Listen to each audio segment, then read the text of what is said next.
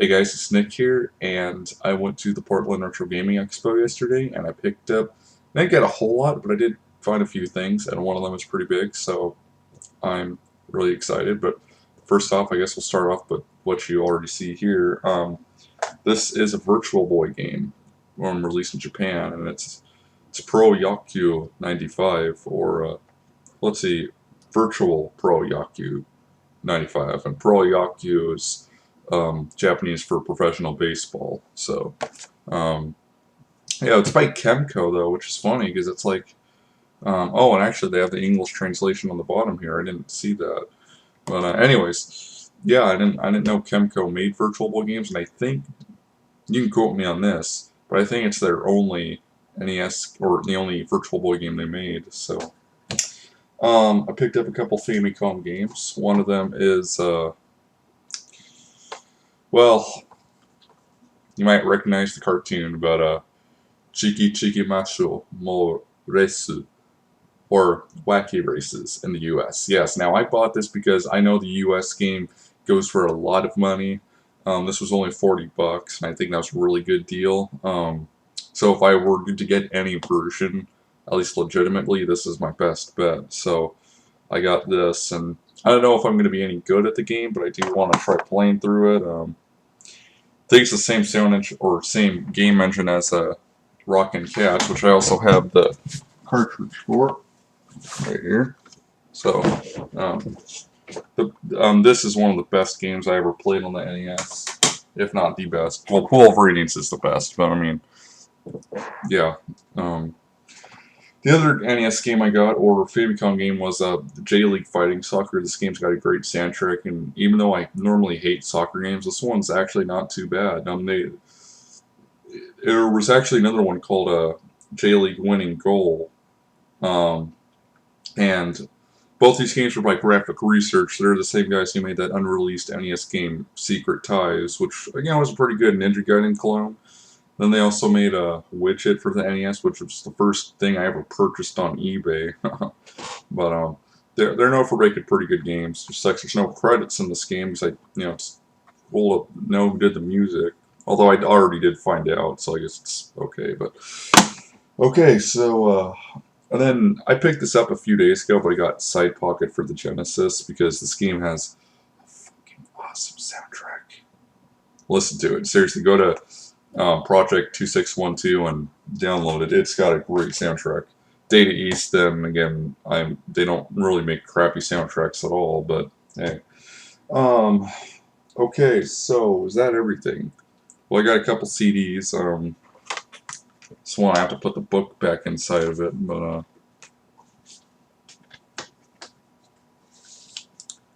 I finally got Sublime. I've tried to get this out like once. I found it at Goodwill, and then when I got it, it was they couldn't find the disc. Then another time another time I just passed on it. But then I found Bring On the Night by Sting for $3, and it's like I saw disc one at a Goodwill, but I couldn't find disc two, so $3 for both of them was pretty good. I've never heard that album. I heard like the one Bring On the Night song, so it was on the Sting laser disc I have, but that was it. Um, so then I got a few Famicom disk system manuals, and by few I just mean I got three of them. This guy, he had like a bunch of Famicom and disk system stuff. Like I almost had a wet dream over it, but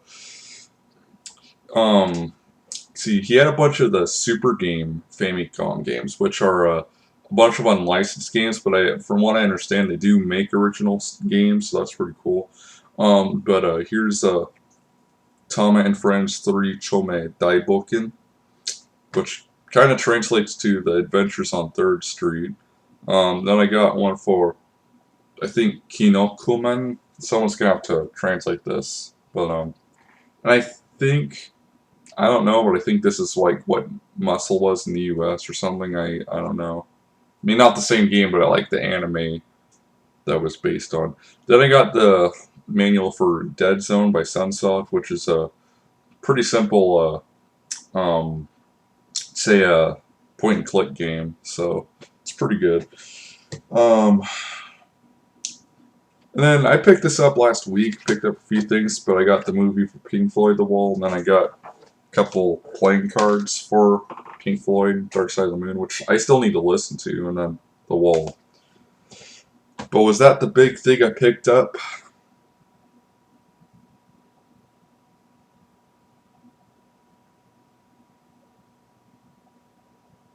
I'm sorry. I'm sorry. Let me show you what I picked up. Well, feast your eyes on this, baby. I now own a disc system. So, I have to, I have to say I'm really stoked. I mean, I didn't even expect that I would pick one up, but I found one for 85, talking down to 75, and turns out they had another one. So, I mean, it was pretty funny. But now there were some people who were attending the expo, and crap, I forgot all about that because Pro Jared was going to be there, and I forgot to meet him, and I don't know how I could forget, but I did. You know, I guess I was so caught up in everything else that forgot. And plus, you know, the parking was expensive down there, and I had to kind of leave because of it, which kind of pissed me off because it's like, you know, well, this sucks. But do I plan on going next year? Probably not. And the reason why is because I don't know if I'll have the money for it. Now, if I can afford it, I will go next year. But even though I didn't meet Pro Jared or some of the other people who were coming there that were pretty well known, I did meet one guy. And you probably know about him. And again, I usually don't throw shout outs unless it's someone I know in real life. Well, now it is someone I know in real life. But Wee Guy, or you know him as Nico maybe, but I got to meet him, and he's the guy who on YouTube runs the 8-bit stereo, um, and I love his videos. I mean, I'm a huge fan of his work, and so cool to meet him too. 'Cause he let me follow him around, even though I was probably a little annoying, and but he was a really great guy, and I mean, I thank him for putting up with me because I know I'm probably not the best person to be around, but it was so cool to meet him. I mean, I think that makes the whole trip worthwhile. And I had a couple other friends, and they were there, and I just didn't end up finding them. I mean, it was a huge place. So, I mean, not the biggest place. I think the Washington Convention Center or this one in Seattle is bigger, but I mean, this place was pretty huge too. I mean, it wasn't small, you know. But I did have a great time. I really did, and I'm so looking forward to going back next year if I can make it. I mean, if I can't, well then I can't go. But I'm really looking forward to it. So I did test out that disc system though, and well, it works. Now I watched Classic Game Room review it, and they were saying that some of the parts in that thing do tend to fail. So if they do, hopefully I could find someone who could fix those things. My dad could probably do it because he works with electronics, but you know, worst case scenario though, if I can, I mean, even if it does stop working, if I can send it somewhere to get it fixed, that'd be great. I mean, I wish it'd be cool if Nintendo still worked on their old consoles, but I mean, I understand. I mean, they think there's not a market for them, but you know, they gotta understand. There's a lot of people that collect for the NES too, and there's a lot of people who collect for the disc system, and you know, but anyways, I had a great time yesterday, and I just, you know, I do want to go back, and I just kind of sucked when I had to leave because I found so much stuff on one end. The problem was I was this low on funds, and I was supposed to pick up a power pack for a friend of mine because Retro USB was there, and they said they didn't have any, and it's like, well, crap, you know, why don't you guys bring at least one because it's like. Or like five or something. So you know, people are gonna want them. I would personally never pay $145 for something like that, but I mean, I like owning the actual games. But I can see why people would want them, like you know, for unreleased games or even though you can get those on reproduction carts. I mean, they do cost a bit of money, but also like you want to play some like weird ROMs that never got released in cartridge form, or you know, are only released in China or something like that. I mean, I could see you wanting that too. I mean, that's pretty good. So, um, but yeah, I mean, the disc system works. That's awesome. And now I'm gonna have to get some disc system games. There's a lot of them that I want. It's just you know I don't have just don't have a lot of interesting ones. Like I have a couple. I did take a video of me playing one, and I didn't delete that video, so I'm gonna upload that later. But here is like I have a couple of these games that come in these boxes. Like this is Ginga Densho, which is a so kind of it's weird. I don't really know how to play, but it's like a part space shooter and part Legend of Zelda, where you have the overhead view like of your character, kind of like Link. So the other one here I have is Kieta Princess, and that's another game that I don't know how to play, but geez, we're up with it. Let's put it right here. And I had a exciting billiard and an exciting basket, but for the FDS, by the way, exciting basket is known in the U.S. as double double. But anyways, I don't know where those went. I mean, I got them, and then I also had some shogi game, which is kind of like a Japanese chess, but again, I'll have to find that. I don't know where it went, but can't be far from here. But I had a great time. I honestly did, and I thank Nico for meeting up with me, and I think uh, I think all the people that I did get to meet. I did find some of my friends from Seattle there, so I mean we had a great time. But maybe I'll make it next year because there are some people in my group who do offer to drive you down there, so that's pretty cool. Um, I just need to find I'm still looking for a job because no place wants to hire me for some reason.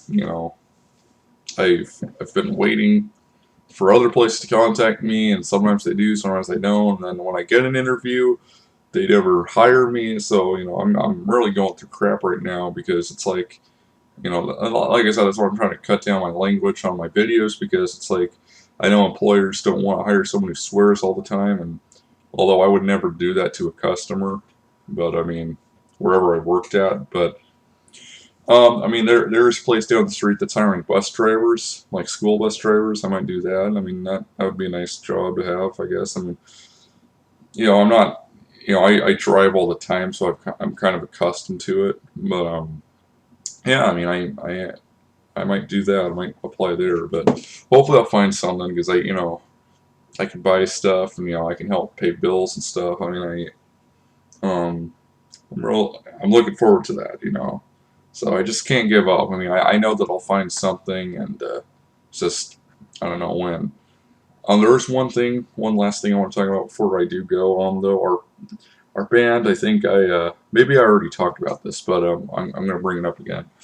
But our band now has a name, and we want to invite you if you're in the area at least. I mean, I know that if you're somewhere else, you can't make it, but we'd like to invite anybody we can to come visit us at the Firehouse or Fire Wheel, which is in Everett. We're going to play on Halloween night, so I'm looking forward to it. I am going to go as John Lennon because, well, I have the hat and I have his glasses. And in fact, if I can find his, if you guys want to give me a minute, let me see if I can find his hat. Because I got the glasses and I got the hair and I got the English accent. I mean, I could. Here it is. Okay, got it. You guys haven't seen me wear this hat in like eons, right? Well, let me put it on and see what I can. See if I can impersonate Lennon. It's probably not the best Lennon impersonator. I think I screwed up this hat a little bit, but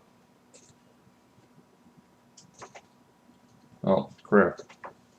Guess I'll have to deal with this. Alright, well, of course it's not going to sound anything like John Lennon because it's on my webcam, but yeah, alright, Yoko, you want to make me some tea? I got to practice in a few hours. Alright, well, that was a crappy John Lennon impression, but